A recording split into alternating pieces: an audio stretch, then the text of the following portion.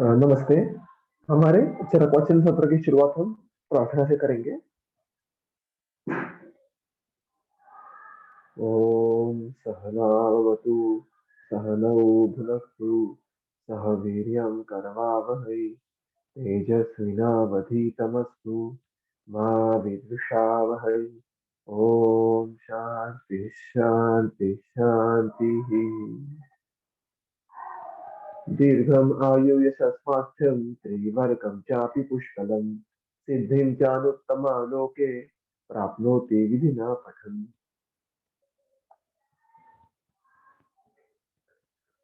तो हम अभी चरसूत्रस्थान पहला अध्याय दीर्घं जीवितीय इसके अंत तक पहुंच चुके हैं अभी। और इसके पहले के सूत्र में भी हम देखा था जब हमारा वो जो द्रव्यों का एक संग्रह है, जो द्रव्य के उसमें विभाजन करने के दो उन्होंने प्रकार हमें दिखाए थे। उसके बाद काफी विस्तार से उन्होंने तुलनात्मक रीत्या क्षीर, मूत्र, उसके बाद षड वृक्ष होंगे, फलिनी मूलिनी, इनका वर्णन आया था। और उसके बाद फिर आपके सामने जो मैंने श्लोक रखे हैं वो हमने इसके पहले के सत्र में देखे थे, लेकिन उसको अभी कुछ दिन होने के वजह से मैंने वो सारे सूत्र वो एक के नीचे एक लिखे हैं, क्योंकि वो सब एक थीम में बंधे हुए हैं। इन सारे सूत्रों में एक कनेक्शन है और वो एक हमें बार बार एक मैसेज देने का प्रयास कर रहे हैं कि यहाँ पे इसके आगे अगर देखो, अब जब आप आखिरी के सूत्र देखने वाले हैं तो उनमें भी उन्होंने वो बात कही है कि योग यानी औषधियों का ज्ञान तो हमें समझ में आ गया। हमने ये देखा कि कैसे नाम रूप इसके इससे ज्यादा औषधियों के योग के बारे में ज्ञान होना यह आवश्यक है। और इसीलिए योग का महत्व कैसा है वो अलग अलग प्रकार से अलग अलग उसके दृष्टांत देकर उपमा देकर वो हमें दर्शा रहे हैं। तो ये बात जो होती है वो ये सूत्र क्रमांक 120 से शुरू होती है। हमने एक फर्स्ट रिवीजन लेंगे कि जो 6-7 सूत्रों में हमने जो देखा था महत्व क्या था योग का किस प्रकार से है, और उसके बाद फिर उसके आगे के सूत्रों के बारे में आज देखेंगे। देखिए, जो सूत्र क्रमांक 120 था, औषधि नाम रूपाभ्याम जानते ही अजपा बने अविपाश्चैव गोपाश्च ये चान्य वनवासिनः। यानी जो जंगल में रहने वाले, जंगल में घूमने वाले लोग होते हैं, फिर वो बकरी पालने वाले हो, गाय पालने वाले हो, वो यानी even the non medicos know the औषधि बाय देयर नाम रूप, जिसको हम कहते हैं कि मॉर्फोलॉजी होगा, उसका नोमेनक्लेचर होगा। इससे तो कोई भी जान लेता है, उसमें कोई वैद्यकीय उसकी पार्श्वभूमि होनी चाहिए ऐसा बिल्कुल नहीं है। लेकिन उतना काफी है क्या? बिल्कुल नहीं। न नाम ज्ञान मात्रेण रूप ज्ञानेन वा पुनः औषधीनां परां प्राप्ति कश्चित् वेदितुम् अर्हति। यानी न नाम ज्ञान मात्रेण, सिर्फ नाम जानकर या रूप ज्ञानेन, रूप के बारे में जानकर ये आपको चिकित्सा के लिए, योग्य चिकित्सा के लिए बिल्कुल सफिशिएंट नहीं है। परां प्राप्ति औषधि ना, औषधियों की परा प्राप्ति तो कोई भी जान नहीं सकता। कश्चित वेदितुम् अर्हति, so it is not sufficient for appropriate treatment, then what is needed? तो नाम और रूप से भी ज्यादा योगवित्तु अपि अरूपज्ञः तासाम तत्वविद उच्यते। योगविद यानी योग को जानने वाला, अगर समझो वो उस किसी वनस्पति को, रूप को, किसी उसके फीचर्स को, मॉर्फोलॉजी को जान भी नहीं जानता नहीं है, लेकिन उसका योग कैसे करना है वो जानता है, तो उसको हम तत्वविद कहेंगे, यानी उसको हम ज्ञानी कहेंगे। किम पुनर्यो विजानीयात, और अगर समझे ऐसा कोई वैद्य हो जो सबको जानता है, नामों को जानता है, रूपों को जानता है और योग को भी जानता है, तो फिर क्या कहेंगे? तो फिर बात ही क्या? इसका अर्थ ऐसा हुआ कि that is he is the most eligible Vaidya who knows नाम, रूप एंड योग ऑफ औषधि। और इसलिए योग का महत्व यहाँ पे सबसे ज्यादा है। योग के बारे में भी हमने इसके पहले देखा था कि योग का अर्थ गंगाधर ने कितने अच्छे तरीके से हमारे सामने रखा है कि उसका प्रयोग करते हुए योग्य मात्रा में, योग्य संस्कार के द्वारा और योग्य व्यक्ति में चयन करने की क्षमता होना, इसको योग कहते हैं।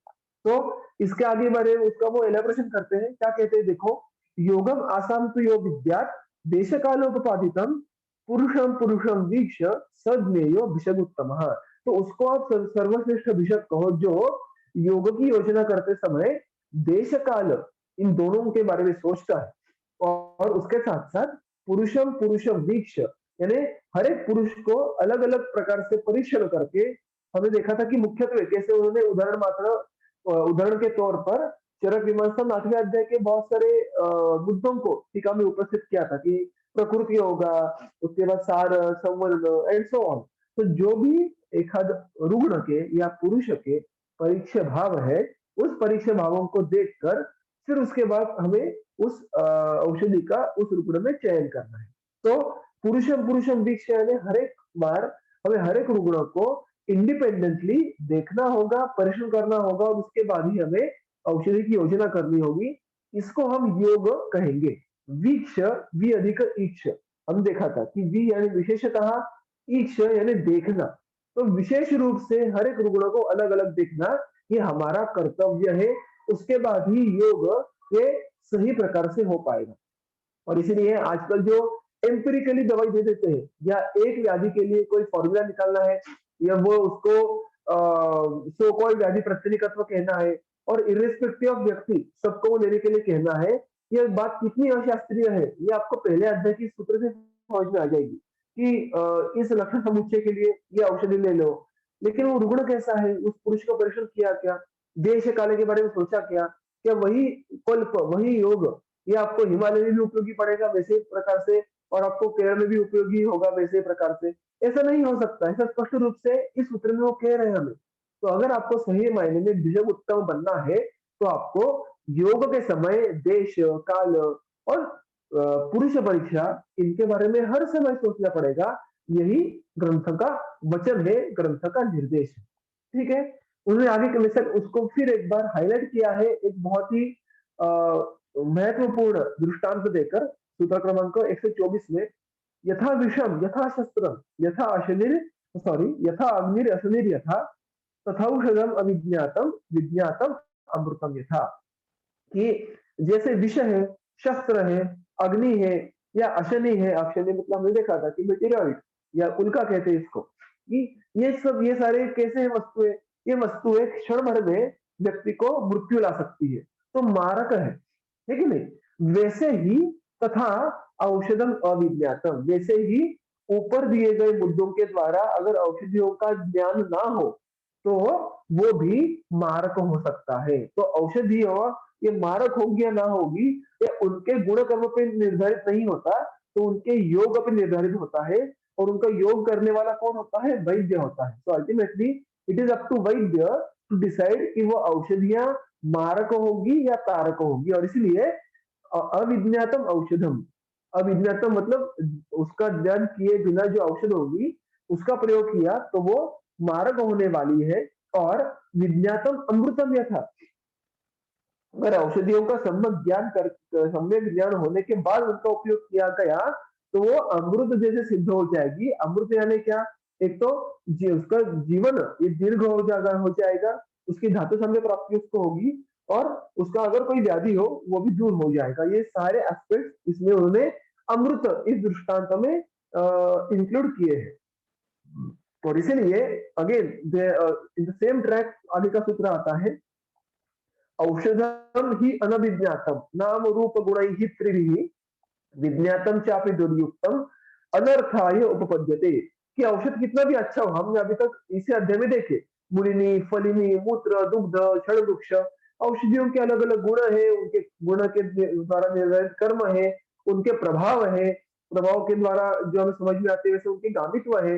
ये सारी चीजें बहुत अच्छी है, बहुत बढ़िया है, लेकिन जब तक उन फर्स्ट स्टेप क्या है, अनभिज्ञातम, इनके बारे में अगर ज्ञान ही ना हो, इनके बारे में नाम रूप गुण इनके बारे में अगर ज्ञान ही ना हो तो, या समझो ज्ञान है विज्ञातम, किसी वैद्य को इन तीनों एस्पेक्ट के द्वारा द्रव्य का ज्ञान है, लेकिन दुर्युक्तम, उसका उपयोग करते समय उन्होंने उपरोक्त जिस प्रकार से उन्होंने कहा है कि देश काल पुरुष इनके परीक्षण करो और फिर उसका उपयोग करो, वो नहीं किया।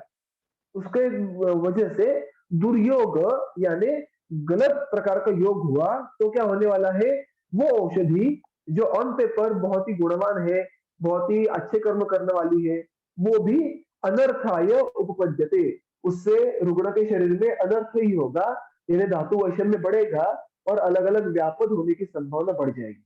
और इसलिए नाम रूप गुण इनके द्वारा औषधियों का ज्ञान होना और उस ज्ञान के बाद उसका सम्यक योग करने की क्षमता होना, ये दोनों एस्पेक्ट्स आर इक्वली इंपॉर्टेंट अगर आपको अनर्थ नहीं होने देना है। और ये फिर एक बार दोहराता हूं कि वैद्य वैद्य के हाथ में है, ये औषधियों के हाथ में नहीं है। मूविंग अहेड, योगादपि विषम तीक्ष्णम उत्तमम भेषजम भवेत, भेषजम चापि दुर्युक्तम तीक्ष्णम संपद्यते विषम। ये सूत्र भी हमने आखिरी सत्र में देखा था कि कैसे योगादपि, अगर योग ये सही हो तो तीक्ष्ण विष भी उत्तम औषधि हो सकता है। लेकिन इसके जो कॉन्ट्ररी है वो भी ट्रू है कि भेषजम चापि दुर्युक्त, उत्तम भेषज हो लेकिन उसकी अगर योजना गलत हो गई तो तीक्ष्णम विषम संपद्यते, उसको भी विषत्व आ जाएगा। विषत्व यानी क्या, वो भी ओज, उसका ओज हनन कर्म दिखने के लिए मिल सकता है, वो मारक या बहुत सारे उपद्रव उत्पन्न करने की क्षमता रखेगा। और इसीलिए उसके कनेक्शन में अभी देखो आगे का सूत्र आएगा, सूत्र क्रमांक 127, तस्मात् न विषजायुक्तम युक्ति बाह्य न भेषजम धीमता किंचित आदेयम जीवितारोग्य कांक्षेण। इसका अन्वय कैसा है देखेंगे, तस्मात् देयरफॉर हेंस, इसीलिए क्या, धीमता जीवितारोग्य कांक्षिणा, ये दोनों जो शब्द है ना, धीमता और जीवितारोग्य कांक्षिणा, ये तृतीय विभक्ति में है। तो तृतीय विभक्ति मतलब इन लोगों ने, किन लोगों ने या किसने, ये एक वचन है। तो इस प्रकार के मनुष्य ने, कौन, जो धीमान है, धीमान यानी बुद्धिमान, जो होशियार है, जो क्लेवर है, उसने, और जीवितारोग्य कांक्षिणा यानी जो स्वयं के जीवन यानी लाइफ और आरोग्य हेल्थ इसकी आकांक्षा करता है, इसकी इच्छा करता है, ऐसे व्यक्ति ने क्या करना चाहिए क्या नहीं करना चाहिए, ये आगे कहा है। तो basically a person, a wise person who wishes for his or her own health and life, उसने क्या करना चाहिए या क्या नहीं करना चाहिए, न किंचित भेषजम आदेयम, उसने कोई भी भेषज का स्वीकार नहीं करना चाहिए। आदेयम, आ अधिक दा, दा या देयम यानी देना, आदेय यानी लेना। So that person should not receive any kind of medicine, कि न किंचित भेषजम, कोई भी औषधि उसने स्वीकृत नहीं करनी चाहिए, लेनी नहीं चाहिए। किससे, भिषजा यानी अन्य किसी वैद्य से, जो कैसा है, युक्ति बाह्य न युक्तम, जिसके पास युक्ति का अभाव है। यानी औषधि कौन सी है ये मैटर नहीं करता, आप रसगल्प रह रहे हैं या सिंपल गोले का चूर्ण ले रहे हैं, ये मैटर नहीं करेगा। मैटर क्या करेगा, आप किस वैद्य से उसका स्वीकार कर रहे हैं। अगर उस वैद्य के पास युक्ति का अभाव है, युक्ति के बारे में हमने, युक्ति यानी योग, जो अभी तक पूरा आगे पीछे के जो 6-7 सूत्र थे उसमें वही चर्चा चल रही थी कि उस योग करने का एक क्षमता का अभाव अगर वैद्य के पास होगा तो उस वैद्य से औषधि का स्वीकार करने से, औषधियों का स्वीकार करना ये किसी भी पुरुष ने, किसी भी व्यक्ति ने नहीं करना चाहिए। यानी the person should avoid such kind of वैद्य, और उन्हें इस प्रकार से उसकी रचना की है कि he should not receive any kind of medicine which is prescribed by a Vaidya who lacks युक्ति, जो युक्ति को, जिसके पास युक्ति का अभाव है। तो इसलिए योगविद, जो पहले उन्होंने शब्द का उपयोग किया था कि जो योग के बारे में ज्ञान रखता है वही वैद्य चिकित्सा देने के लिए लायक है, तो अर्ह है। अगर वो योग के बारे में अज्ञात है तो वो चिकित्सा देने के लिए सक्षम नहीं है। और इसीलिए यहाँ पे उन्होंने थर्ड पर्सन के लिए सारे इंस्ट्रक्शन दिए हैं कि किसी भी एक सामान्य पुरुष में ऐसे वैद्य से दूर रहना है कि जिसको योग के बारे में ज्ञान नहीं है। उन्होंने उसके आगे के सूत्र में जो दृष्टांत दिया है वो बहुत ही इंटरेस्टिंग है। देखिए, कुर्यात निपतितो मूर्ध्नि सशेषम वासवा शनि सशेषमातुरम कुर्यात न तु अज्ञातम औषधम। वासवा शनि यानी इंद्र का वज्र। तो जो पहली पंक्ति है उसका अन्वय देखो, वासवा शनि मूर्ध्नि निपतितः सशेषम कुर्यात, यानी समझो मानो अगर इंद्र का वज्र भी मूर्धनि, मूर्धनि ये मूर्धा इस शब्द का सप्तमी एक वचन का रूप हुआ, यानी सिर पे, ऑन द हेड। तो समझो मानो इंद्र का वज्र अगर सिर पे निपतितः गिरा हुआ, किसी के सर पे अगर गिरा तो वो शायद जिंदा भी रह जाए। सशेषम कुर्यात, कभी एक्सेप्शनल कंडीशन में दैट पर्सन माइट लिव, उसका प्राण शेष भी रह सकता है। तो वासवाश नहीं मूर्धनि निपतितः सशेषम कुर्यात, इसका अर्थ है कि समझो कभी कभी ऐसी भी शक्यता हो सकती है, there is a tiny possibility that a person on whose head the Indra's Vajra has fallen, he might survive, but अज्ञातम औषधम पुनः आतुरम सशेषम कुर्यात, जिस आतुर को औषधि जो अज्ञातम है वो अगर दी गई हो तो वो तो पक्का ही उसके प्राणों को त्याग कर देगा। तो इतना एक्सट्रीम उन्होंने यहाँ पे डिस्क्रिप्शन दिया है कि इंद्र का वज्र भी एक बार कभी कभार प्राण हरण करने में चूक सकता है, लेकिन ज्ञान ना हो इस प्रकार से अगर औषधि की योजना की तो वो आतुर तो पक्का आज नहीं तो कल उसके प्राण को त्यागेगा। और इसीलिए it won't spare the life of the patient, न आतुरम सशेषम कुर्यात, यानी शेष उसका प्राण शेष रहने की संभावना बिल्कुल भी नहीं है। इतने तीक्ष्ण कटु शब्दों में उन्होंने अज्ञात औषधि की आलोचना की। तो वो बार बार दृष्टांत से उपमा से इस बात को हाईलाइट कर रहे हैं कि क्यों औषधियों के योग का ज्ञान होना यह अत्यंत आवश्यक है। ठीक है, मूविंग अहेड देखो, और उसके से आगे जाके वो एक अलग एस्पेक्ट्स कहते हैं वैद्य के बारे में। दुखिताय शयानाय श्रद्धानाय रोगिणे यो भेषजम अविज्ञाय प्राज्ञमानी प्रयच्छति। तो it's the first part of the story. ये जो सूत्र है क्या है वो देखो कि पहले अगर आप पंक्ति देखो तो सारे चार शब्द जो है वो चतुर्थी विभक्ति में है, रामाय देवाय इस प्रकार से। और चतुर्थी विभक्ति का जो सामान्य अर्थ होता है संप्रदान, यानी टू गिव फॉर, किसी को देना। इसलिए नम हम कहते हैं कि केशवाय नमः, माधवाय नमः, तो हम हमारा जो नमन है, नमस्कार है, वो किसी को दे रहे होते हैं, किसी को स्वीकृत करने के लिए हम उसको प्रदान कर रहे होते हैं। इसी प्रकार से अगर किसी को दान देना है तो चतुर्थी विभक्ति का उपयोग किया जाता है। और इसलिए दुखिताय, शयानाय, श्रद्धानाय, ये तीनों विशेषण है रोगिणे इस आखिरी नाम के। तो रोगिणे भी चतुर्थी विभक्ति हो गई। तो रोगी को, किस प्रकार के रोगी, तीन प्रकार के रोगी यहाँ पे वर्णित किए गए हैं। दुखित यानी जो बहुत ही सफर कर रहा है किसी कंप्लेंट से। शयानाय जो सोया है, क्यों सोया है, क्योंकि उसमें बल की हानि हुई हो या उसमें इतनी क्षमता ही नहीं हो कि वो उठ के बैठ पाए। और श्रद्धान यानी जिसने पूरी श्रद्धा से, ये वैद्य जिसको पूरी श्रद्धा उस वैद्य पे हो जो उसको औषधि या भेषज देने वाला हो। तो इस प्रकार के रोगी को अगर यह जो भेषजम अविज्ञाय प्रज्ञामानी प्रयच्छति, यानी यह प्रज्ञामानी जो स्वयं को प्राज्ञ मानने वाला वैद्य, प्राज्ञ मान क्यों रहा है, क्योंकि वो प्राज्ञ है नहीं, उसकी गलतफहमी है कि वो प्राज्ञ है यानी ज्ञानवंत है। ऑन द कॉन्ट्ररी वो अज्ञानी है, लेकिन फिर भी वो इस प्रकार के रुग्णों को भेषजम औषधियां ये अविज्ञाय प्रयच्छति, औषधियां जाने बिना अविज्ञाय प्रयच्छति, प्रयच्छति का अर्थ होता है देना, प्र अधिक दायच्छ इसका अर्थ होता है कि देना।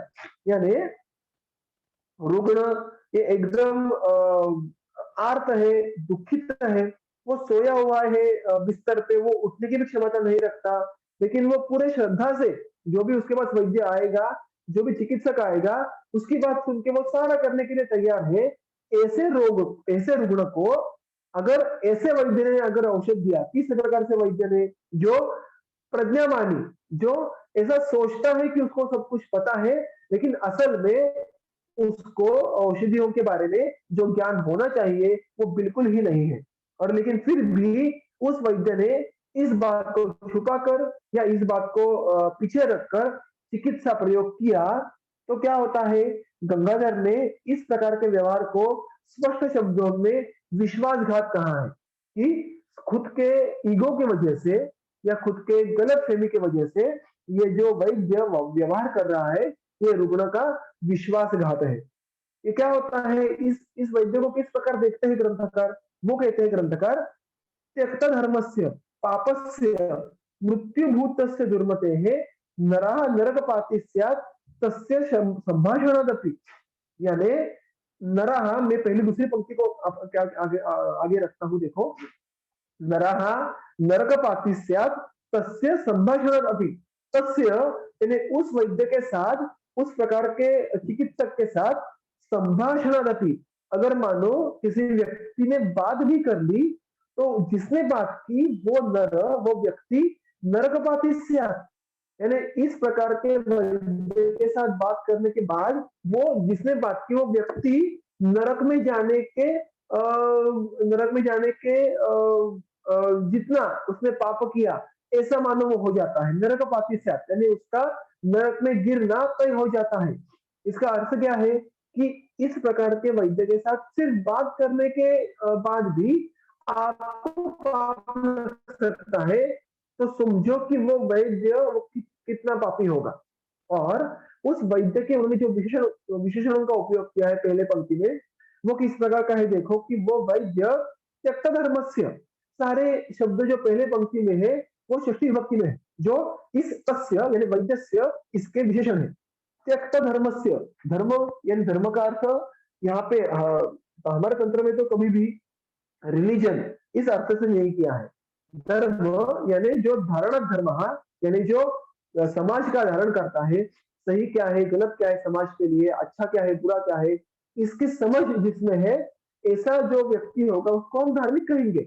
लेकिन यहाँ पे त्यक्त धर्मस्य, ये सोच जिसमें है ही नहीं, जिसने धर्म को छोड़ दिया है, ऐसा वैद्य। पापस्य, साक्षात पाप रूपी है वैद्य वो। मृत्युभूतस्य, वो मृत्यु बन के आया है, वो यम के रूप में आया है, ऐसा हम कहेंगे। क्यों? क्योंकि उसकी चिकित्सा से धातु वचन नहीं होने वाला है, which is ultimately going to lead to the death, to the ultimate मृत्यु। और दुर्मते है, जिसकी मति ये अत्यंत दुष्ट है। इस प्रकार का जो वो वैद्य है, उस प्रकार के वैद्य के साथ किसी भी व्यक्ति ने बात भी नहीं करनी चाहिए, क्योंकि वो वैद्य इतना पापी है कि अगर उसके साथ हम बात भी कर ले तो हम भी उसके पाप पे भागीदार होंगे। तो बात भी नहीं करनी चाहिए। इसका अर्थ क्या है?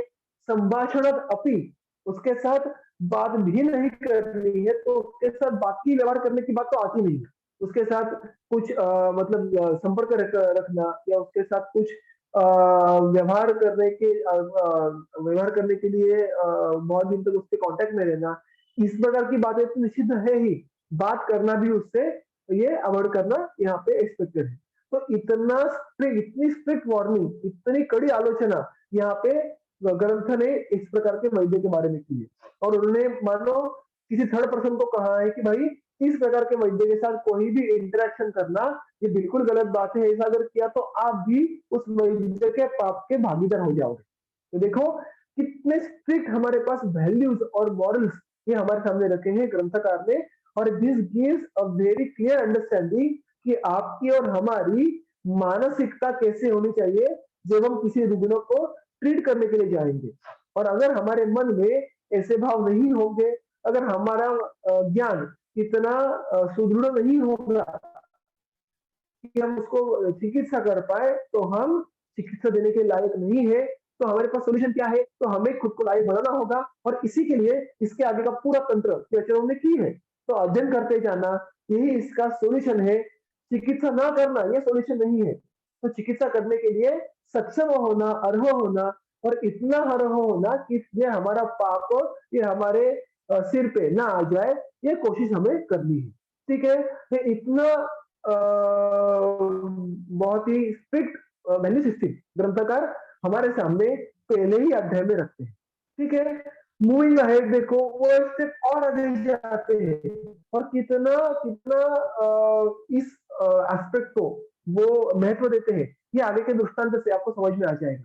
वरम आशी विष विषम क्वथितम ताम्रमेव वा पीतम अत्यधि संतप्ता भक्षिता वाप्ययो गुड़ा।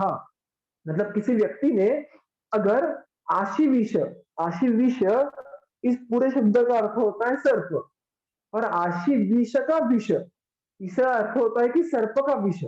तो आशीविष विष, जो दो बार विष शब्द आया है, तो उसका जो पहला शब्द है वो है आशीविष, जो इस शब्द का अर्थ ही सर्प है, और उसका विष इसके लिए दूसरा विष शब्द आया है।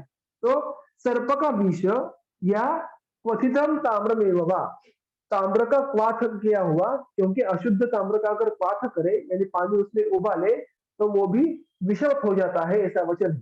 तो पीतम यानी पीना, ये सर्प विष का पान करना या ताम्र का क्वाथ करके उसका पान करना, या भक्षिता अत्यधिक संतप्ता अयोगुणाहा, अत्यधिक संतप्ता यानी आग पे किसी लोहे के गोले को बहुत बहुत रक्त संतप्त करना, बहुत उसको हीट करना और उसका सेवन करना, ये सारा क्या होने वाला है? ये सारे मृत्युदायक है, क्षण भर में मृत्यु आ सकती है विष सेवन से। अगर अयोगुण यानी तपा हुआ लोहे का गोला कोई सेवन करेगा तो उससे भी तड़प तड़प के मृत्यु आ जाएगी। तो ये सारा करना वरम बेटर है, श्रेष्ठ है, ये चल जाएगा अगर किसी व्यक्ति ने सर्प विष का पान किया, ताम्र के क्वाथ का पान किया या अग्नि संतप्त इस प्रकार के लोगों के गोले को भक्षण किया तो भी वो एक बार चल जाएगा। It is better to consume poison of snake और डिकॉक्शन ऑफ कॉपर और burning red iron which will definitely kill the person. ये सारी चीजें एक बार चल जाएगी, लेकिन न तो श्रुतवताम देशम विभ्रता शरणागतात गृहीतम अन्नम पानम वा वित्तम वा रोग पीड़ितात। लेकिन व्यक्ति ने कभी भी आगे इस प्रकार से जो वैद्य है उससे इस प्रकार की चीजों का ग्रहण नहीं करना है। वो क्या है? श्रुतवताम यानी आयुर्वेद विदाम, यानी जिसने आयुर्वेद के तज्ञ का भेष का धारण किया है। The one a person who is disguising himself और herself in the manner of a Ayurveda तज्ञ और एक्सपर्ट इन आयुर्वेद, जिन्होंने आयुर्वेद तज्ञ के भेष का धारण किया है, तो वो सिर्फ उन्होंने प्रिटेंड कर रहा है, वो ऐसा आभास उत्पन्न कर रहा है, ऐसा भेष धारण करके कि वो बहुत ही तज्ञ वैद्य है। विभ्रता यानी धार्यता, धारण करना, इसका अर्थ क्या होगा कि ऐसा वैद्य जो या ऐसा व्यक्ति जो एक सही मायने में वैद्य नहीं है, जो वैद्य के जो गुण है उनका उनके पास उसका उपस्थिति नहीं है, जो योग करने की क्षमता नहीं रखता, लेकिन फिर भी वो खुद को ऐसे प्रकार से प्रेजेंट कर रहा है कि मानो वो एक बहुत ही तज्ञ ऐसा वैद्य है। और इस प्रकार के वैद्य ने उसको जो शरणागतात रोग पीड़ितात वा, जो शरण आए हैं या जो रोगों के पीड़ित है यानी जो रुग्ण है, उनसे उस वैद्य ने जो भी अन्न पान वित्त इनका ग्रहण किया हो, क्योंकि अगर वो इस प्रकार से खुद को प्रेजेंट कर रहा है कि बहुत ही तज्ञ वैद्य हूँ और उसके पास जो भी रुग्ण आए, जो भी उसको शरण आए, उनसे वो अन्न का ग्रहण कर रहा है एज अ जो चिकित्सा के बदले में जो मिलता है उसको। आजकल हम पैसे लेते हैं, वैसे ही वित्त के साथ साथ उस समय में अन्न का ग्रहण करना, पान का ग्रहण करना, दक्षिणा के तौर पर ऐसा उसने जो किया हो उसका स्वीकार किसी भी कभी भी आप मत करो। यानी जिन्होंने आयुर्वेद तज्ञ के भेष का धारण किया है और उनको शरण आए हुए रोगियों से अन्न पान धन इनका स्वीकार किया है, उस अन्न पान धन का स्वीकार किसी भी व्यक्ति ने उस वैद्य से नहीं करना है। तो ये दोनों सूत्रों को मिलाकर उनको ये बात कहनी है कि देखिए, आप कभी भी it is better to consume a poison of a snake or decoction of copper or burning red iron which will definitely kill the person, but that person should never live with the help of food, drinks or money given to him by one who has taken the sum from who has taken the same from some patient or needy disguising himself as a vaidya। यानी इनके जो ताम्र का क्वाथ है, सर्प विष है, संतप्त आयु गुण है, इसका सेवन करने से क्या होगा? मृत्यु हो जाएगी इस जन्म में, उसके आगे कुछ नहीं होगा। लेकिन अगर किसी व्यक्ति ने इस प्रकार के वैद्य से अन्न का वित्त का पान का ग्रहण किया, जो उसने उसको शरण आए हुए रुग्ण के द्वारा ये छलात कपट से उसका स्वीकार किया है, क्योंकि वो चिकित्सा के लिए अर्ह नहीं है, फिर भी वो चिकित्सा करके रुग्णों से पैसा इकट्ठा कर रहा है और उस पैसे के द्वारा वो अन्य कोई व्यवहार कर रहा हो, तो उस पैसे का स्वीकार आप मत करो। क्योंकि अगर उस पैसे का स्वीकार आप करोगे, उस अन्न का स्वीकार आप करोगे, तो वो पाप कर्म के द्वारा मिलाया हुआ अन्न है, वो पाप कर्म के द्वारा प्राप्त किया हुआ पान है, वित्त है। इसीलिए उसका स्वीकार करने से आप भी उस पाप कर्म के भागीदार हो जाओगे। तो उससे आपको ना ही सिर्फ इस जन्म में, लेकिन अन्य जन्मों में भी उसके पाप के फल भुगतने पड़ेंगे। तो इसलिए गलती से भी इस प्रकार के वैद्य के द्वारा कुछ भी दी हुई चीजों का स्वीकार नहीं करना है, क्योंकि वो आपके भी पाप को भी उसके पाप का भागीदार बना देगा। तो ग्रंथकार यहाँ पे अन्य पुरुषों को, सामान्य व्यक्ति को निर्देश कर रहे हैं कि इस प्रकार के वैद्य के साथ किसी भी प्रकार का व्यवहार करना ये पूर्णतः वर्ज्य है, और वो आपके लिए ना ही सिर्फ इस जन्म में बल्कि आगे के जन्म में भी हानिकारक हो सकता है। कि इतने हार्श वर्ड्स, इतनी कड़ी आलोचना ग्रंथकार यहाँ पे इस प्रकार के गलत व्यवहार करने वाले वैद्य के बारे में कर रहे हैं। और इसीलिए ये सब बुरी बुरी बुरी बातें सुनकर अल्टीमेटली करना क्या है, ये यहाँ पे अभी आगे के सूत्र में हमें ग्रंथकार कह रहे हैं। वो क्या कह रहे हैं, देखो, बिशप मुमुर्षुः मतिमान अतः स्वगुण संपदि परम प्रयत्नम आतिष्ठे प्राणदः स्यात् यथा नृणाम। तो अभी एक हमारे से प्रश्न हमारे सामने आता है कि एज आप और मैं, फिर हमारे आगे आगे हमारे सामने क्या ऑब्जेक्टिव होना चाहिए, हमारे आइडियल्स क्या होने चाहिए। तो बिशप बुभुषुः मतलब क्या, बनने की इच्छा करने वाला। तो अतः इसीलिए बिशप बुभुषुः यानी जो वैद्य बनने की इच्छा रखता है। किस प्रकार का वैद्य, अभी तक जो वर्णन किया वैसे योग जानने वाला, औषधियों का पूरा ज्ञान होने वाला, इस प्रकार अगर वैद्य आपको बनना है और उसके आगे जाके रुग्णों के चिकित्सा करके धातु सामने प्रस्थापित करना है, पुण्य का कर्म करना है, पाप का कर्म नहीं करना है, ये सारी बातों के लिए क्या क्षमता होना आवश्यक है। तो मतिमान, जो मतिमान है, ऐसे व्यक्ति में स्वगुण संपत्ति यानी स्वगुण, स्व यानी वैद्य बनना है, इसलिए वैद्य के गुण की प्राप्ति, उनका संपादन करना, इसमें उसके परम प्रयत्न आतिष्ठे, उसके लिए उसको अतिशय प्रयास करने पड़ेंगे। तो वैद्य के गुणों का वर्णन कहाँ पे आया है, उसका वर्णन हमें मुख्यत्वे चरक सूत्रस्थान जो 9वां अध्याय है, कुंतक का चतुष्पाद, जिसमें चतुष्पाद का वर्णन है, उसमें और स्पेशली उसके अंत में उन्होंने विद्या वितरण को विज्ञान, स्तुति तत्परता क्रिया वगैरह वगैरह बहुत अच्छी अच्छी सूत्र आए हैं, बहुत ही बढ़िया सूत्र है, उसके अर्थ भी बहुत सुंदर है।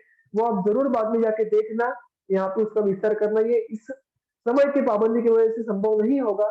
लेकिन उस सारे गुणों का ग्रहण करना, उसका संपादन करने का पूरा प्रयास करना, ये आपका और हमारा कर्तव्य है, अगर हम इस प्रकार का एक आइडियल वैद्य बनने की इच्छा रखते हैं। तो अगर उस प्रकार के गुणों का ग्रहण हम करें तो क्या होगा, यथा नृणाम प्राणदः स्यात्।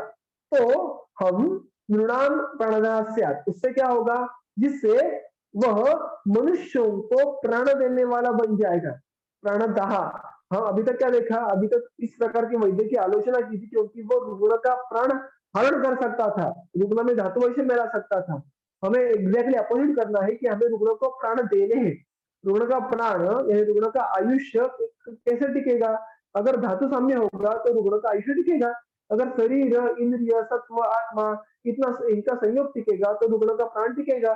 तो हमें हमारे ज्ञान के द्वारा यही कर्तव्य करना है कि नृणाम यानी मनुष्यों में प्राण बना रहे, उनको प्राण की प्राप्ति हो, और इसके लिए आपको और हमें धातु साम्य करने की प्रयास करना है, और वो हमेशा सही प्रकार से किया जाए। इसलिए हमें जो भी सारे हमारे पास गुण होने आवश्यक है एज अ वैद्य, उनकी प्राप्ति करने के लिए पूरे प्रयास करना बहुत बहुत जरूरी है। ये सारा उन्होंने वैद्य का कर्तव्य इस सूत्र में कहा है। और वो आगे जाके कहते हैं कि तदेव युक्तम भैषज्यम यद आरोग्याय कल्पते, यानी क्या, यद भैषज्यम जो औषधि आरोग्याय कल्पते, आरोग्य के लिए जिसकी कल्पना होती है, तदेव युक्तम, वही उसको ही हम युक्त कहेंगे। सिर्फ अच्छा पैकिंग किया, बहुत अच्छे अच्छे सोर्सेज से आपने कंटेंट को इकट्ठा किया, बहुत अच्छा संस्कार किया, और उसको एकदम से पोटेंट ऐसा आपको एक कल्प आपने बनाया, लेकिन जब तक उसका उपयोग आरोग्य के लिए नहीं होता, तब तक उसका कोई भी रेलेवेंस नहीं, ये रेलेवेंस नहीं होने वाला है। और इसीलिए से अच्छी क्वालिटी का औषध उत्पन्न करने से कोई पॉइंट नहीं है। उसका जब तक उपयोग आरोग्याय नहीं होता, तब तक वो युक्त नहीं है। और सिमिलरली सचैव बीजम श्रेष्ठ रोगेभ्यः य प्रमोचे। आपने समझो मानो सारा ज्ञान इकट्ठा किया, अच्छी डिग्री पाई, अच्छे वैद्यों के पास जाके आपने सीखा, ग्रंथों का वाचन किया, लेकिन फिर भी वो सारा ज्ञान बिल्कुल उपयोग का नहीं है। कब तक? सचैव बीजम श्रेष्ठ, यहाँ रोगे विहा प्रमोचयेत। जो वैद्य रुग्ण को रोगों से मुक्त करवाएगा, प्रमोचयेत यानी मुक्त करना, वही भिषजाम श्रेष्ठ, वैद्यों में श्रेष्ठ कहलाएगा। और यहाँ पे उन्होंने कहा है कि रोगेभ्यः प्रमोचयेत, जो किस प्रकार से करेगा, ऑब्वियसली हमने पिछले सूत्रों में देखा था। इस प्रकार इसका जो अर्थ है, और ये सूत्र चरक सूत्रस्थान 20 में भी इस प्रकार का सूत्र स्पष्ट रूप से आता है कि ज्ञानपूर्वक कर्म करना है। पहले रोगम आदो परीक्षित तदनंतरम औषधम तथा कर्म विषय पश्चात ज्ञानपूर्वक समाचरित, ये सूत्र आता है। और इससे जो उसको रिजल्ट मिलेंगे वो सही मायने में रिजल्ट होंगे। यहाँ पे उनको यदृच्छा सिद्धि अपेक्षित नहीं है, ऐसा टीकाकार कहते हैं। यदृच्छा सिद्धि यानी क्या? एक्सीडेंटल सक्सेस और सक्सेस बाय चांस, यानी पता नहीं कैसे रुग्ण को ठीक लगा, मैंने औषधियां तो दी थी, मुझे जैसे लगा था कि इससे ठीक होगा, किसी रुग्ण को ठीक लगा, किसी रुग्ण को ठीक नहीं लगा। जिनको ठीक लगा उनको एग्जैक्टली कौन सा दोष कम हुआ, कौन से धातुओं का बल बढ़ा, कौन से अग्नि में उसको दीपन हुआ, ये उसको बात तर्क के द्वारा लोगों के सामने कह नहीं पा रहा है वैद्य। तो ये क्या हुआ? ये दृश्य सिद्धि हुई, it's an accident. An accident can not be repeated. उसका एक्सीडेंट कब कहेंगे? कि वो जो यश है, ये जो सक्सेस है, वो रिपीट नहीं कर पा रहा, क्योंकि उसके पीछे उसकी सोच ही नहीं है। इसलिए सही सोच के साथ अगर कर्म किया और रुग्णों को रोगों से मुक्त किया, वही वैद्य को आप श्रेष्ठ कहो, ऐसा टीकाकार यहाँ पे कहते हैं। और इसी बात को आगे के सूत्र में चरक ने खुद साक्षात वहां पे एलेबोरेट किया है। सम्यक प्रयोगम सर्वेशम सिद्धि आख्याति कर्मणाम, सिद्धि आख्याति सर्वैश्च गुणैर युक्तम विषक्तमम। यानी सिद्धि, सिद्धि इस शब्द का बहुत ही सुंदर अर्थ टीकाकार ने यहाँ पे किया है। सिद्धि इसका अर्थ है प्रातिनियम की सिद्धि, यानी हर हर बार हर रुग्ण में धातु साम्य प्रस्थापित करने की क्षमता होगी तो उसको हम सिद्धि कहेंगे, और ना कि एक्सीडेंटल सक्सेस। तो प्रातिनियम की यानी to be able to establish धातु साम्य इन एवरी पर्सन। और हमने देखा था कि पुरुषम पुरुषम वृक्ष, हर एक पुरुष हर एक रुग्ण एक कुछ अंश में अलग अलग होने वाला है, फिर भी एक क्षमता आप में होनी चाहिए कि आप उसमें सक्सेस दे पाए। और अगर ऐसा करे तो उसको सिद्धि कहेंगे। और सिद्धि हमें क्या करना है? सिद्धि to achieve something, what is here to be achieved? आरोग्य फल निष्पत्ति। तो हमारा ऑब्जेक्टिव क्या है? धातु साम्य, जिससे क्या मिलने वाला है? आरोग्य। तो हर रुग्ण में धातु वैषम्य का नाश करके धातु साम्य प्रस्थापित करना, इसको हम सिद्धि कहेंगे। और अगर ऐसी सिद्धि अगर आप किसी वैद्य के व्यवहार में देख रहे हैं तो आपको दो बातें समझ में आएंगी। क्या? पहली बात, सिद्धि सर्वेशम कर्मणाम सम्यक प्रयोगम आख्याति। तो अगर सिद्धि देखने के लिए मिल रही है, यानी आरोग्य प्राप्त हुआ आपको रुग्ण में देखने के लिए मिल रहा है, तो इसका अर्थ है कि जो भी कर्म, जो भी चिकित्सा कर्म किए जा रहे हैं, उनका सम्यक प्रयोग ये उस वैद्य के द्वारा किया जा रहा है। और सिद्धि आख्याति सर्वैश्च गुणै युक्तम विषक्तमम, वो जो वैद्य है वो कैसा है? सर्वैहि गुणैहि युक्तम विषक्तमम च आख्याति। वो वैद्य है वो विषक्तमम, यानी वैद्यों में श्रेष्ठ ऐसा वैद्य है। और सर्वैहि गुणैहि युक्तम, जो वैद्य के गुण होना अपेक्षित है, जो भी हमने अभी बात कही, जिसका मुख्य वर्णन खुट्टा चतुष्पाद में किया है, कुछ सारे गुणों से वैद्य युक्त है। ये बात हम समझ सकते हैं कब? जब उसके सारे गुणों में धातु साम्य आरोग्य प्राप्ति होते हुए हमें देखने के लिए मिलने वाली है। सो if there is a constant success which is seen in a clinic of a वैद्य, अगर कोई किसी वैद्य के क्लिनिक में आपको रुग्ण के पीछे रुग्ण आके ठीक होके घर जाके देखने के लिए मिल रहा है, तो इसका अर्थ है कि जो भी कर्म किए जा रहे हैं उनके सम्यक प्रयोग हो रहे हैं, और जो भी जो भी वैद्य वो कर रहा है वो सारे वैद्यों के गुणों से युक्त है। ठीक है, इसका अर्थ ऐसा है इन अदर वर्ड कि तभी आप इस प्रकार का आपका सक्सेस रेट बढ़ सकता है जब आप सारे कर्मों को सम्यक प्रकार से एग्जीक्यूट करो और उसके लिए आपके पास सारे वैद्यों का गुणों की उपस्थिति होना यह अत्यंत आवश्यक है। ठीक है, एंड देयरफॉर उन्होंने यहाँ पे देखो कहा कहा है, मैंने वही सूत्र को समराइज किया है कि सिद्धि यानी आरोग्य प्राप्ति होना इन दो बातों को दर्शाती है। सारे चिकित्सा कर्मों का सम्यक प्रयोग किया गया है और उसके पीछे सर्वगुण युक्त ऐसा श्रेष्ठ वैद्य है। तो ये समराइज उन्होंने किया है कि जो बेसिक रिक्वायरमेंट्स है सिद्धि के लिए वो कौन सी है, और इसलिए इसके बाद उन्होंने इस प्रकार के संदेश के द्वारा अध्याय का समापन किया है और तत्र श्लोका ऐसा कह के वहां पे उन्होंने आगे के श्लोकों की रचना की है।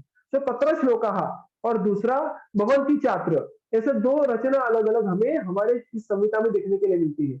उनका प्रयोजन क्या है, उसमें बहुत बार हमें ऐसा लगता है कि ये पुनरुक्ति है क्या, इसको फिर इस श्लोक में क्यों दोहराया है, इसकी रचना का प्रयोजन क्या है, इसका यहाँ पे जो एक्सप्लेनेशन है वो टीकाकार देते हैं। जब भी तत्र श्लोका ऐसा कहकर आगे 3 4 5 जो भी श्लोक आते हैं उनका प्रयोजन क्या होता है, तो यत्र उक्तम अर्थम संग्रहेण अभिधत्ते तत्र तत्र श्लोका इति करोति, जहाँ पे अभी तक जो भी विषयांश का वर्णन आया है उसका संग्रहेण, उसका समराइज करना, इन शॉर्ट उसका एक्सप्लेनेशन वापिस एक बार देना, उसको तत्र श्लोक कहते हैं। यानी मानो वो एक प्रकार का इंडेक्स कर रहे हैं, एक प्रकार की अनुक्रमणिका कर रहे हैं, लेकिन ये अनुक्रमणिका ये अध्याय के अंत में आती है कि अभी तक जिस जिस विषय के बारे में वर्णन किया है उसका उल्लेख बहुत ही संक्षेप में करना वो इस तत्र श्लोका के द्वारा करते हैं। और अब बहुत जगह मैंने अभी कहा जैसे बहुत ही छात्र या भवंती छात्र इस प्रकार से श्लोकों का एक सीरीज देते हैं, उसमें क्या करते हैं, यत्र तु उक्तात् अनधिकम उच्यते तत्र भवति छात्र इति, बहुत बार ऐसा करते हैं कि जो भी बहुत ही विस्तार से या गद्य रूप से यानी उसको सूत्र रूप से नहीं लेकिन किसी वर्णन के रूप में दिया है उसको फिर एक बार श्लोकों के रूप में देते हैं। तो हमें ऐसा लगता है कि एक बार आपने श्लोकों में कहा, एक बार आपने उसको वर्णन करके कहा, तो दो बार क्यों कर रहे हैं, तो ग्रंथ ने ऐसा कहा है कि वो प्रमाणीकरण यानी उस बात को एम्फोसिस करने के लिए, दृढ़ करने के लिए वो उन्हीं चीज को फिर एक बार श्लोक रूप में देते हैं। तो ऐसे जब करते हैं तो उसको बहुत ही छात्र कहते हैं, उसको पुनरुक्ति नहीं कहेंगे क्योंकि ग्रंथकार ने पर्पसफुली उन श्लोकों की पुनर्रचना करके उनको आपके सामने रखा है, तो एम्फोसिस की वो बात ज्यादा महत्वपूर्ण है, उसको आप आपके मन में बहुत ही दृढ़ता समा के रखना। ठीक है, इसके आगे चलकर चक्रपाणी जी और ऐसा कहते हैं कि जब जब वो तत्र श्लोका ऐसा कहेंगे तो उसमें आपको ये बात ध्यान में रखनी है कि संक्षेपेण ग्रहणार्थम और दुर्ज्ञान प्रतिषेधार्थम, कि संक्षेप में आपको पूरे अध्याय में जो जो विषय कहे गए हैं उनका ज्ञान हो जाता है, और दुर्ज्ञान प्रतिषेधार्थम, बहुत बार हमें ऐसा समझ में नहीं आता कि इस प्रकार के वर्णन का प्रयोजन क्या है, क्या ये कुछ विषय का वर्णन किया है यहाँ पे उसका उसकी आवश्यकता थी भी या नहीं थी, या उसका यहाँ पे रिलेवेंस था या नहीं था। तो ये सारे जो हमारे मन में विभ्रम होंगे कि इस अध्याय में इस ये वर्णन के बारे इस विषय के बारे में वर्णन क्यों आया है। फॉर एग्जाम्पल हमें ऐसा देखने के लिए मिलता है कि विमान स्थान के 7वें अध्याय में कृमि का वर्णन आता है। अभी विमान स्थान में कृमि का वर्णन क्यों आएगा, या सूत्रस्थान 16वें अध्याय में चिकित्सा प्रवृत्ति में वो अचानक से स्वभाव परम जिसको संकल्पना जो आई है उसके बारे में वर्णन करते हैं। अभी अचानक से वो वहां पे क्यों आया, वो जब तक हम ये जो आखिरी के तत्र श्लोक पढ़ते नहीं तब तक हमें इनके बारे में समझ में नहीं आता कि भाई इनका वर्णन यहाँ पे क्यों आया है। हमें अगर वो बहुत बार मिसफिट लगते हैं, हमें लगता है कि भाई यहाँ पे उनका वर्णन क्यों आया है, गलती से आया है क्या, या चरक की रचना ही सदोष है क्या, तो वैसा नहीं होता है। इस दुर्ज्ञान से दूर जाने के लिए हमें उस अध्याय में जो तत्र श्लोक है उनको पढ़ना है। तो तत्र श्लोक अगर हम पढ़े तो हमें उस अध्याय के रचना के बारे में और रचना के पीछे जो लॉजिक होगा, जो प्रयोजन होगा, उसके बारे में ज्ञान होता है, और तभी हम सही प्रकार से चरक संहिता समझ सकते हैं। ये चरक संहिता की खासियत है। वाग्भट को समझने के लिए ऐसी रचना की आवश्यकता नहीं होती क्योंकि वो हमारी बुद्धि के लिए बहुत ही सरल है, लेकिन चरक संहिता को अगर डिकोड करना हो, चरक संहिता को जो बात हमें कहनी है, उसको जो अभिप्रेतार्थ है, वो अगर समझ के लेना है, तो उसके लिए हर एक अध्याय के तत्र श्लोकाः को पढ़ना ये बहुत बहुत आवश्यक है। ठीक है, तो ये बात यहाँ पे हमें समझना जरूरी है। इसलिए इस पहले अध्याय के तत्र श्लोकाः कौन से है देखो, आयुर्वेदागमो हेतु आगमस्य प्रवर्तनम सूत्रणस्य अभ्युज्ञानम आयुर्वेदस्य निर्णयः संपूर्णं कारणं कार्यम आयुर्वेद प्रयोजनम हेतवश्चैव दोषाश्च भेषजम संग्रहेण च। देखो ये सारा इंडेक्सिंग वो कर रहे हैं। मैंने आपको दाहिनी तरफ जो जो इसी अध्याय में सूत्र क्रमांक आए हैं, जहां जहां पे क्रमशः इस विषयांशों का वर्णन है, वो मैंने आपके सामने रखा है। आयुर्वेदागमो, आयुर्वेद का आगम कैसे हुआ स्वर्ग से लेके भूतल तक, इसका वर्णन पहले 3 सूत्रों में आता है बहुत ही संक्षेप में। फिर आगमस्य हेतु, यानी आगम करने की आवश्यकता क्यों हुई, किस प्रकार से उस समय जो ऋषि थे उनके व्यवहार में, या उस समय जो भी व्यक्ति थे उनके व्यवहार में, तप उपवास अध्ययन इत्यादि के आचरण में कैसे विघ्न आने लगा, इसका वर्णन आपको सूत्र क्रमांक 6 में देखने के लिए मिलता है।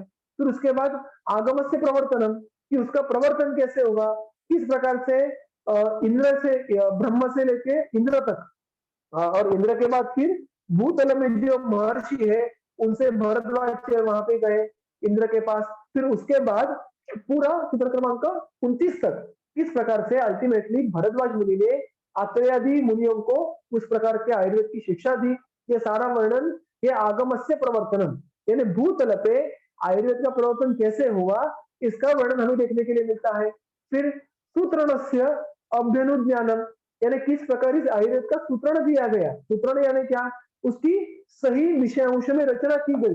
उसमें हमने देखा था कि एक तो पूरे आयुर्वेद को उन्होंने सामान्य विशेषण से गुण द्रव्य कर्मच, इस प्रकार से विषयों में उनका तंत्रोक्त विधि वास्तिता जानकर, इस प्रकार के कारणों में उसको आयुर्वेद को जानकर उन्होंने तंत्रोक्त विधि का आश्रय लिया, और उसके बाद फिर उन्होंने पूरे तंत्र की रचना करने के लिए जो आगे शिक्षा प्रदान की अत्रेय मुनि ने अग्निवेशादि शिष्यों को, उसके बाद फिर उन्होंने तंत्रों की रचना की और उन तंत्रों को अनुमोदन दिया सारे महर्षियों ने।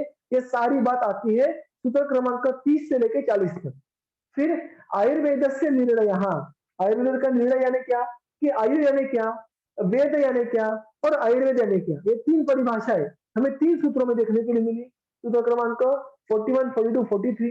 फिर उसके बाद संपूर्ण कारणम कार्यम, यानी सामान्य विशेषण, ये सारा समवाय तक जो कारणों का प्रकरण था। फिर उसके बाद कार्य क्या था आयुर्वेद का, तो धातु साम्य, ये देखा हमने। और आयुर्वेद का प्रयोजन भी उसी सूत्र में सूत्र क्रमांक 53 में इन्होंने हमारे सामने स्पष्ट किया कि धातु साम्य ही इस आयुर्वेद का प्रयोजन है। धातु साम्य क्रिया करना इस आयुर्वेद तंत्र का प्रयोजन है। और उसके बाद हेतवश्चैव, हेतुओं का, दोषाश्च, दोष, और भेषज, इनका संग्रहेण वर्णन, यानी इन शॉर्ट संक्षेप में वर्णन उन्होंने किया। सूत्र क्रमांक मैंने आपके सामने रखे हैं कि कैसे 3 प्रकार के हेतु है, काल बुद्धि इंद्रियार्थानाम योगो मिथ्या में चाति च। उसके बाद फिर दोष, वायु पित्त कफ और रजतम। भेषज उन्होंने कहा है कि युक्ति उपाश्रय दैव उपाश्रय सत्वा हो जाए, ये सारा इन शॉर्ट वर्णन उन्होंने किया। उसके आगे जाके फिर रसाहास प्रत्यय द्रव्या, रस कौन से है उनका वर्णन उन्होंने आगे जाके किया।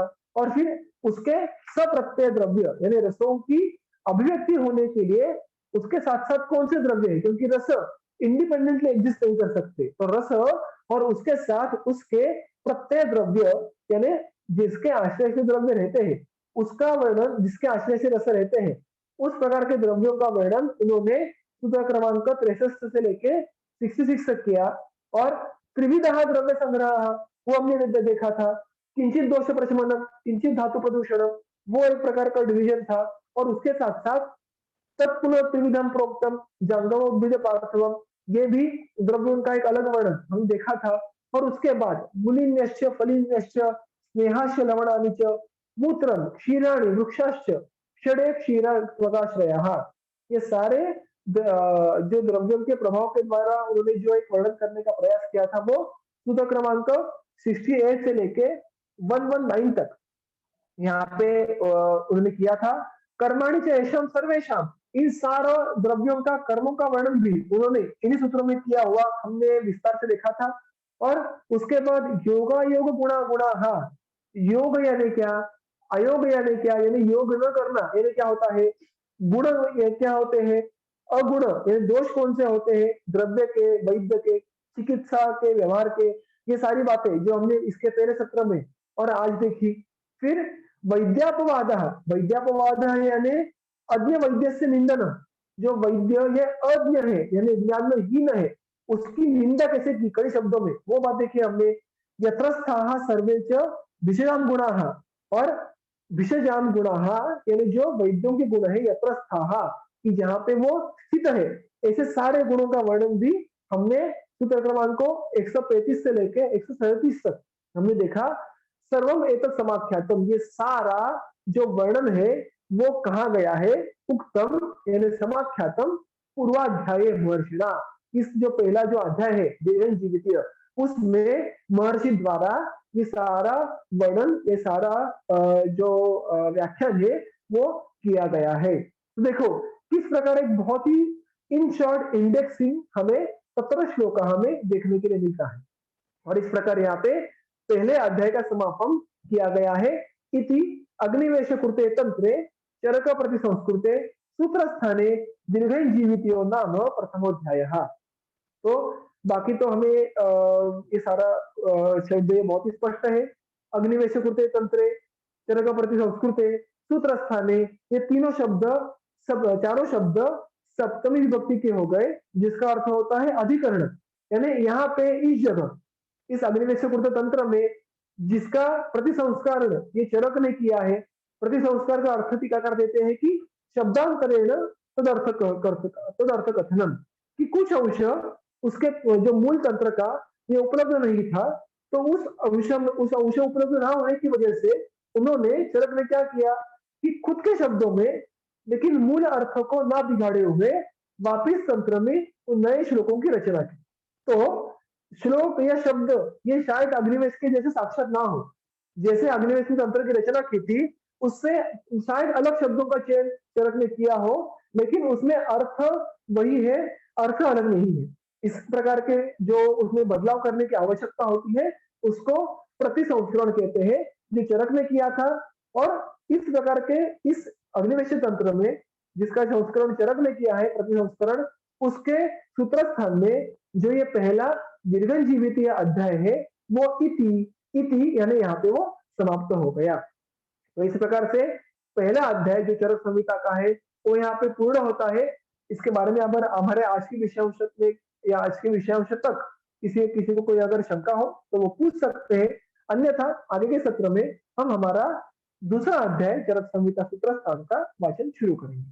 किसी को अगर कोई शंका हो तो आप अभी पूछ सकते हैं, अन्यथा हमारा सत्र आज हम यहाँ पे पूर्ण करेंगे।